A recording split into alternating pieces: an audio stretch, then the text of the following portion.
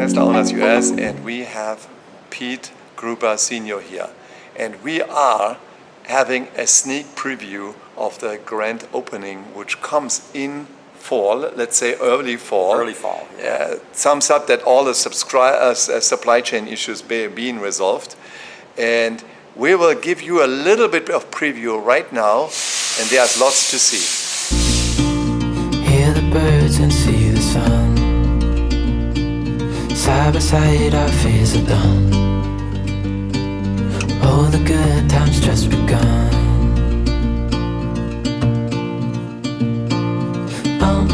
We know what we have, let's hold on tight. Found what we're looking for in life. So here we go, we are in the building, and is the new building. It is one building what you owned before, right? It is. And we purchased it about 7 years ago or so with the anticipation of expanding Gruber Motor Company. And about 3 months before the fire, we had taken occupancy of the building. It was no longer being leased, and we were starting renovation for expansion. And then the fire occurred, so now we fast-tracked it, and we have begun to move Gruber Motor Company into this 18,000 square foot building. Okay. So we have begun to move the Tesla Roadsters. Less than half of them are actually in this building that are in other buildings, since we've been operating out of our other commercial buildings to keep our Tesla activity alive. Yes. In this building, we have a number of notable changes.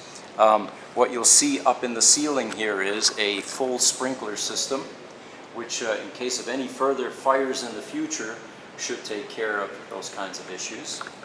We, as typical, have taken we take our commercial buildings and we brighten them up. We paint the walls white.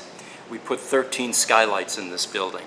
We put 200 LED fixtures in the building, and we did an epoxy version on a floor here, which is actually much thicker than anything we've ever done before. This is an 1/8 inch aggregate, and they claim that you can drop a pipe wrench on this and it won't phase the floor.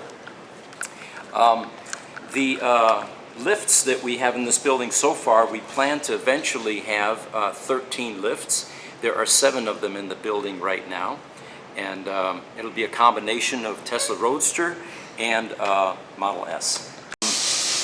So the Roadster business we do, you can see a battery pack being pulled here. We have a number of them in-house right now that are on life support, and what that means is the battery pack has a resistive cell, and if left unattended, will actually kill that battery pack.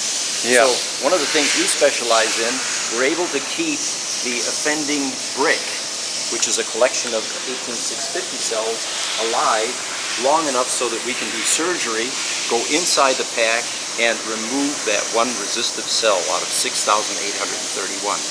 We do the same type of work with Model S's. Yeah. Unlike Tesla at the service centers, who replace things, and we actually go inside the battery pack And repairs. So it's more sustainable. That the thing what I think as well is you should rather try to repair it instead of exchanging parts.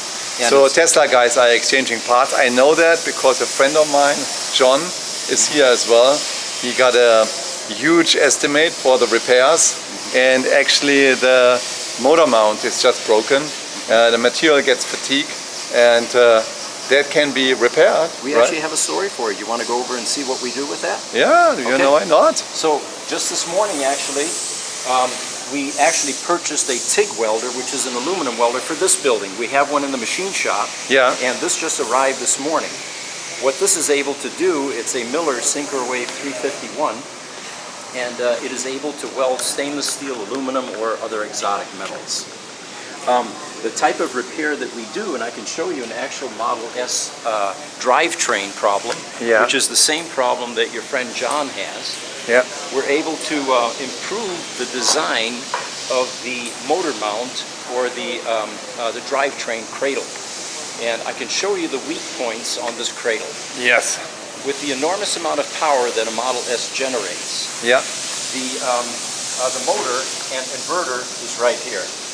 And the primary mounts for those are in that cradle that you see up on this bench here. Primarily these two sections here. Here they have welded gussets to strengthen this portion of the vertical mounting surface. On this one in the back, there are no gussets. So one of the things we're going to do is we're going to remove these thinner versions. We're going to weld thicker ones on there with that TIG welder, and then weld gussets in here to provide extra strength. This particular one is not broken yet, but the ones that we get typically are cracked or broken completely off here and or here. So you have to take that whole assembly off, drop it from the vehicle, right? Exactly. Take the motor off, right? Right, you and have to take the motor out, you yeah. have to drop the cradle, and then we do the aluminum welding. Now, before we start welding on this, we also soda blast the aluminum, which then makes it look brand new, essentially. Yes, yes. Awesome. So what the customer ends up with is an improved design. In this particular case, this customer has a drivetrain problem only. These have not broken yet, but we offer the customers a strengthening procedure here so that they will never have this broken motor mount in the future. It's far more expensive to replace it later than to do the preventive work once you have it out of the car like this. Excellent, yeah. And, you know, I gave John our Model S for driving for a while, and he was happy about that. Now he can live in the summer with the other electric car, was he has a tiny one, which also has a Tesla equipment in there, but it's that mouse vehicle. Yeah. But and he is happy that. But you are probably a little bit of a backlog, right? Because of that. All those cars you see sitting out front, there are 20 of them out front. Oh yes, there are another 15 or 20 in the other buildings. Yeah. We have a huge backlog for Model S work right now and battery work. Wow. And part of the reason was because of the development that we had to do to get our infrastructure back up and running. But the other problem is there is so much business available, and there are very few of us out there that can do this type of work. Yeah, and you doing that work much more price optimized as what Tesla does. Tesla would probably exchange the whole drivetrain. Well, that's exactly what they do. They exchange the whole cradle. Yeah. They would exchange the entire cradle of that, and I think, including exchange, this is about $4,500 for the cradle exchange. I don't know what the exact price is. I think I saw. Let me dig that out, but I think I saw a quote between $3,500 to $4,500 in that range to exchange a cradle and maybe exchange the motor. I don't know if there's something wrong with that. In all fairness to them, they do not have the skills and equipment at the service center level to dig in and do TIG welding and repairs like this. Yes. And that's not uncommon in manufacturer-based auto shops. Yeah. It is much more cost-effective for them to replace things than to attempt repairs. Yeah. I'm glad that you guys doing repairs, because you're also doing repairs for the Roadsters, because there you almost hardly get any parts. Right. Exactly. We have to make parts, and I can show you in the lab parts that we end up having to make. 3D printing, for example. Do we want to go to the lab now? Absolutely. Okay. Yeah, let's do that. We're going to the lab. Everything is still under construction, so eventually this will be... So it's still under construction, but it looks good already. Wow. So they're all out there right now putting in a PEM in a Roadster that just got rebuilt. But this is one of the most important things that you can do to a Tesla Roadster, is take care of the engineering problems and the where items are placed in a Roadster power electronics module. What this is a three-phase inverter that converts all of that DC energy in the battery pack into three-phase AC to drive the three-phase AC induction motor. What people don't realize is this is equivalent to an engine in an internal combustion engine car, which you periodically have to do maintenance on, such as bearings, rings, pistons, valves. And in the electronics world, it's about changing components. And let me show you. This cover looks like it's loose, still loose, so we can see what types of repairs take place here. So the wear items in these power electronic modules are 21 electrolytic filter capacitors, which have a shelf life of about 8 to 10 years. These PEMs oftentimes are going on 14 years. Oh, by the way, mines are being replaced. I was one of the first customers. That's right. Yes, you were one of our first PEM rebuilds. And then there are engineering problems. There's an insulating material which is deteriorating, and no one at the time these were built realized that in the future. And then we discussed this one before as well, right? Right. This material. That's the motor mounting block, Yeah. and then we have a DC input block.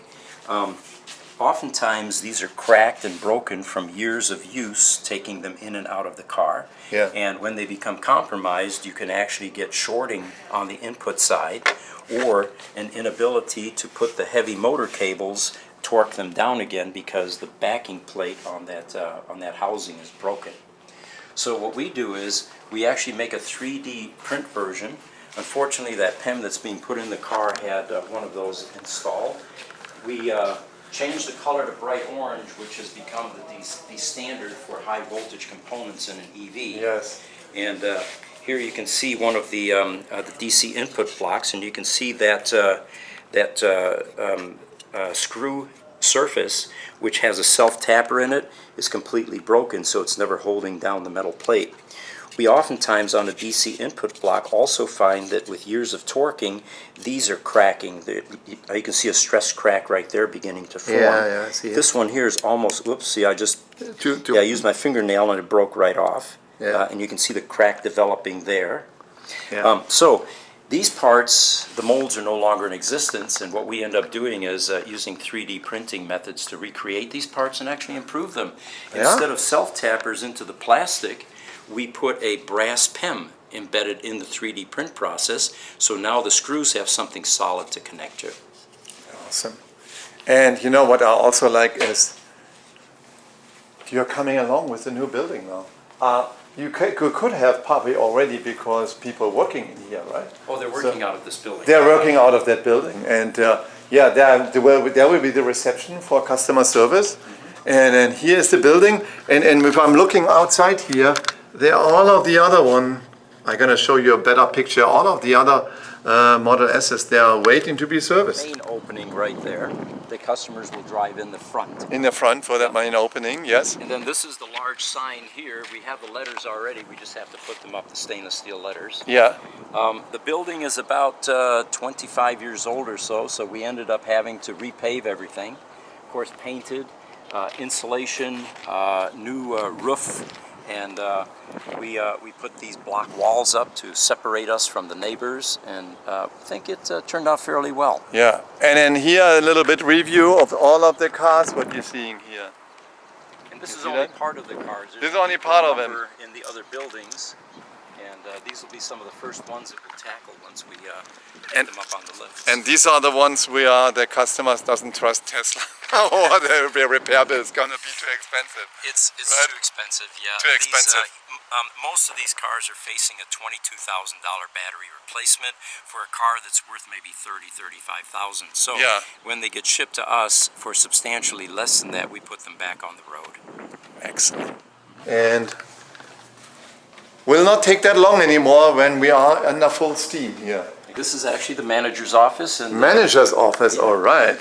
and it serves as a conference room as well, dual duty. But what we have here is a Model S three-phase inverter. You saw the Roadster power electronics module, the big Yeah. black long rectangular box. This is actually the same thing, except a much newer and better technology. Yeah. It's smaller, more powerful, And all compressed in one and piece. compressed, and it's circular, so that it fits on the other side of the transaxle in the Yeah. rear drivetrain. Awesome. Yeah, manager's office. Who's the manager? Victor is out there. Victor, that was Victor. That's the Yeah. manager. Excellent. So, all right, good. Hey, I think you guys are back on track. Oh, very much And, so, yeah. oh, that's Victor. Victor, come on in. Victor, here's the manager. Sorry, we are using your office Oh, now. no worries. My Yeah. office, your office. And we are happy that we can use your office and you are being back on track and starting a full steam.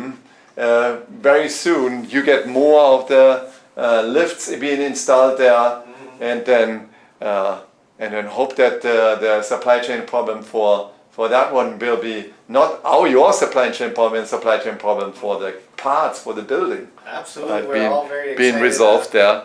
I'm even excited as well, I have to say, tell you that. And we are happy that you are back in service, in great service. You were probably still continuing going what you had to do, but now you are back in service. And you had also better measurements. You said that some of the batteries where you're recovering it, you put the recovering outside of the building. Is that true? Is that true? Yes. Some of the safety features we put in place in this building that are unique to what we were doing before is, of course, the sprinkler systems in the building. Yeah. And the most important one is whenever we take a battery out of a car and we take it out of the safety environment, the firmware that is monitoring, that type of work will be done in an external battery bunker. It's a steel container. Yes. And so if there were a fire to break out or something, it would not affect anything else. It stays in the steel container. Exactly. The steel container that you see here is the battery bunker. And that's where all of the risky battery work will take place. Anytime we take a battery out of its safe environment in a car, it makes sense to put that separate from the building and the vehicles. Yeah. And you have to take measurements that certain things will not happen again, right? Hey, so for all of that, let's come around here. Right. So we say to you guys, thank you very much for watching us. So Gruber Motors, electric motor division, right? They are full steam going on. We're waiting for the grand opening. When there is a grand opening, you'll be with us as well. In the meantime, thumbs up, subscribe to the channel, and cameras. So we have an IT room, 4K cameras. Everything going up to the cloud. This is all product that we manufacture. Data cabling product. The other building next door. And it's what controls all of the phones, workstations, servers, and video equipment in this building here. Super. The das ist also so ein Showroom, ist das sozusagen, ne? Yeah, it's a showroom, exactly. And then the red wall back there is our tribute wall. Let's go to that tribute wall, and it's what's going to happen on that tribute wall? What we're going to do on a tribute wall is honor the fallen roadsters. The fires that we've had are arguably the worst disasters that Tesla has ever had. And there are about almost 40 roadsters that were lost in those fires that we've had. Wow. So what we're doing here is we're going to take the centerpiece, which will be a Tesla or a T0, the AC propulsion T0. Yes. Which really started the electric vehicle revolution. Yes. Without that, Elon Musk would never have been inspired to get into electric vehicles, or Martin Eberhard and Mark Tarpenning. Yes. But it was the very vehicle, electric sports car, that convinced them that Tesla, creating a sports car, electric sports car, is a viable business. And you had T0. The only functioning T0 left on the planet. And it burned up in May 5th, 2017. And we have the chassis out back, which we're currently sandblasting. So let's show you the chassis. All right. Our goal is to mount that chassis here to that wall. Exactly. Bright yellow. It will hang on that wall and be a tribute to really what started the electric vehicle revolution. Yeah, I remember the car was yellow. Yes. Yep. That looks good already. It does. It's not rusty anymore. Yeah, once we get all of the rust off it, then we'll paint it bright yellow just like its original skin color. And it will be up on the wall.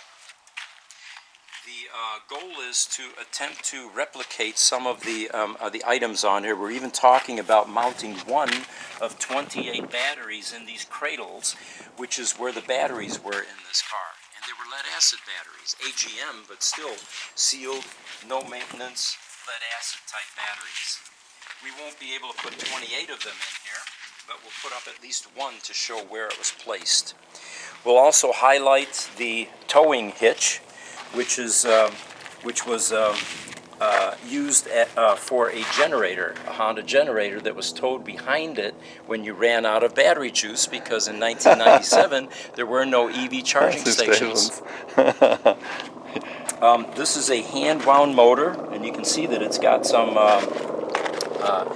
hand assembly elements. Fortunately, that survived. Not all of the transaxles survived. Some of the housing melted because it was aluminum. And we are by the airport, by the way, so we get a lot of helicopter traffic and airplane noise here. Okay, awesome. So this gonna be completely sun-blasted, and it gets at the wall in bright yellow. And that's it. This was our T0, our initial vehicle, what started the electric revolution. Exactly. All right. It inspired Elon, it inspired Martin and Mark Tarpening, and so it has a rightful place in history. Excellent. Okay, that was all from this, and here it goes, and the tribute wall. And then one of your cars is at that tribute wall as well, the green one. It is indeed, yes. Right. Okay, good, thanks.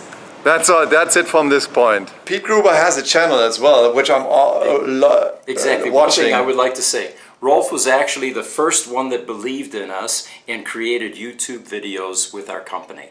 He inspired us to create our own YouTube channel, which is Gruber Motors. Yes. And we also have Tesla content out there.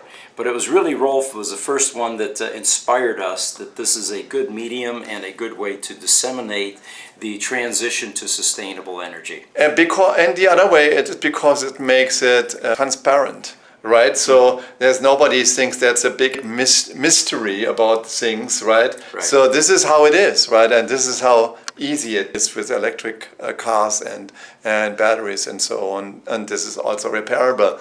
Some people are afraid, oh, you know what, I don't know where to repair it and how to repair it and so on. No, in town here in Phoenix, and you are servicing now the whole US, and cars are shipped to us from all over the United States. From all over the United States, and some parts already from overseas, right? And this is the team who is repairing it. So for all of you guys, thumbs up, subscribe to the channel, and subscribe to Pete's channel as well.